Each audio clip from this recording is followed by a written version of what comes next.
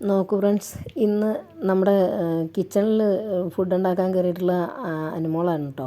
Anumol food ഉണ്ടാക്കി. ഇന്നലെയൊക്കെ കണ്ടില്ലേ, ഓരോരുത്തർ ഇന്നലെയും മിനിഞ്ഞാന്നൊക്കെ കഴിഞ്ഞ ക്യാപ്റ്റന്മാരുടെ ടൈമിൽ എല്ലാവരും വിശന്ന് പൊരിഞ്ഞ് ഫുഡില്ലാതെ ഇരുന്നപ്പം എന്തൊരു ഇതായിരുന്നു. ഓരോരുത്തർ സുഖമില്ലാണ്ടായി, ഗ്യാസ് കയറി, അങ്ങനെ ഇങ്ങനെ പല പ്രശ്നങ്ങളും ഉണ്ടായി. പക്ഷേ ഇന്നത്തെ ഈ വീക്കെൻഡ് തുടങ്ങിയ സമയത്ത് നമ്മുടെ അനുമോൾ ഫുഡുണ്ടാക്കി. പയറും ചോറുമാണെന്ന് തോന്നുന്നു ഉണ്ടാക്കി കഴിഞ്ഞപ്പം അത് വിളമ്പാനൊരു കൂട്ടർ, ഉണ്ടാക്കാൻ ആരെയും കണ്ടില്ല. അനുമോൾ തന്നെ ഉണ്ടാക്കി. അത് വിളമ്പി കഴിഞ്ഞപ്പോൾ അതിന് 100 കുറ്റം. നമ്മുടെ സാബുമോൻ വെറും അലമ്പാണ് കേട്ടോ. സാബുമോൻ കുത്തിത്തിരിപ്പിൻ്റെ നാരദപ്പണിയുടെ ഒന്നാമത്തെ ആളാണ് സാബുമോൻ വന്നിട്ട് ഭയങ്കര പ്രശ്നം ഉണ്ടാക്കുകയാണ് അനുമോളുടെ. അന്നേരത്തേന് നമ്മുടെ ആദിലയും വന്നു. ആദില വന്ന് അവിടെ നിന്ന് പാത്രം പിടിച്ചു പറിക്കുന്നു. അതിൻ്റെ കൂടെ ഷാനവാസ് കൂടുന്നുണ്ട്. എല്ലാവരുടെയും പിടിക്കാനല്ല, ഷാനവാസും എല്ലാവരും അനുവിനെതിരായിട്ടാണ് സംസാരിക്കുന്നത് അവിടെ വന്നിട്ട്. എന്താണേലും കൊള്ളാം.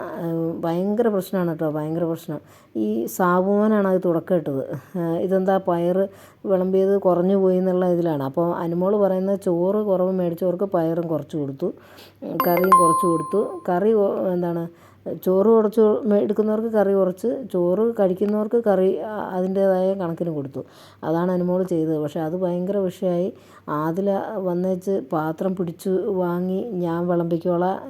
അപ്പോൾ അനുമോൾ പറയുന്നുണ്ട്, എനിക്ക് കുക്ക് ചെയ്യാൻ അറിയുമെങ്കിൽ എനിക്ക് വിളമ്പാനും അറിയാം എന്ന് അനുമോളും പറയാം.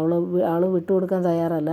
എന്നിട്ട് പിന്നെ ഭയങ്കര പ്രശ്നമായി. എന്തായാലും പിന്നീട് വീണ്ടും അനുമോൾ, ഇവർ രണ്ടുപേരും ആദിലയും അനുമോളും കൂടെ പാത്രത്തിന് പിടിപിടി കൂടുന്നു. സാബുമോനും ആദിലയൊക്കെ ഒരു സൈഡാണ്. ബാക്കിയുള്ളവർ അന്നേരത്തേന് നമ്മുടെ അക്ബർ വന്നേച്ച് കഴിഞ്ഞ ആഴ്ചത്തെ കുറേ പ്രശ്നങ്ങൾ എടുത്തിരുന്നുണ്ട്. ചോറ് ബാക്കിയായല്ലോ, ഈ ബാക്കി ചോറ് ആരാ കഴിച്ചു തീർക്കുക, ഇതുപോലെ തന്നെയാണ് എല്ലാവർക്കും വരിക, ഞങ്ങൾ ചെയ്തപ്പോഴും ഇങ്ങനെയൊക്കെ തന്നെയായിരുന്നു വന്നിരുന്നതെന്നും പറഞ്ഞുകൊണ്ട് പിന്നെ അക്ബറും ഏതാണ്ടൊക്കെ പറയുന്നുണ്ട്. പക്ഷേ നമ്മുടെ നെവിൻ അവിടെ കയ്യും കെട്ടി മുഖത്ത് കയ്യും കൊടുത്ത് ഒരു വിഷാദമുഖനായിട്ട് ആളെ കളിയാക്കുന്ന മട്ടിൽ തിരിഞ്ഞങ്ങ് നടന്നു പോയി കേട്ടോ. പക്ഷേ എന്താ പറയുക, ഭയങ്കര ഒരു പ്രശ്നം ഉണ്ടാകുന്നുണ്ട് അവിടെ. അതിനകത്ത് എല്ലാവരും ഉൾപ്പെടുന്നുണ്ട്. അനീഷ് വന്നിട്ട് സമാധാനിപ്പിക്കാൻ തുടങ്ങുന്നുണ്ട്. അതിൻ്റെ ഇടയിൽ നമ്മുടെ നെവിന് ഉറങ്ങാൻ ഏതാണ്ടൊക്കെയോ പ്രശ്നം അവിടെ ഉണ്ടാകുന്നുണ്ട് കേട്ടോ.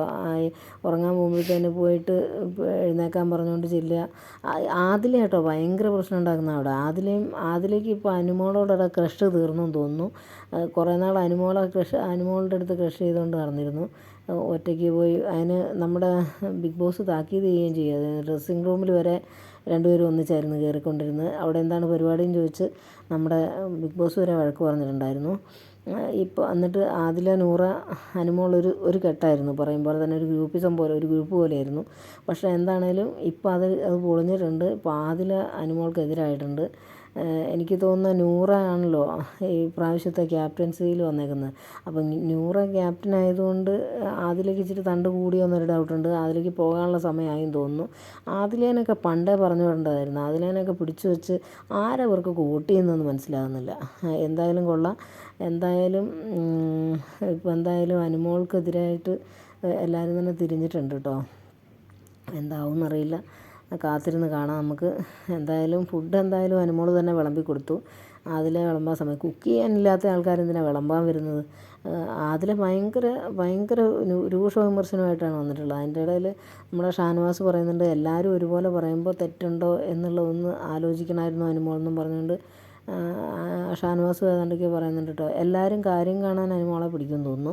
ഞാൻ അനുമോളെ പക്ഷം പറയല്ല, ഞാൻ നമ്മുടെ അനീഷിൻ്റെ കൂടെയുള്ള ആളാണ്. അനീഷ് ജയിക്കണം എന്ന് തന്നെയാണ്, അനീഷിന് കപ്പ് കിട്ടണം. പക്ഷെ ന്യായം പോലെ പറയണമല്ലോ. പക്ഷെ നമ്മുടെ സാബുമോൻ വെറും കുത്തിത്തിരിപ്പിൻ്റെ ആളാട്ടോ.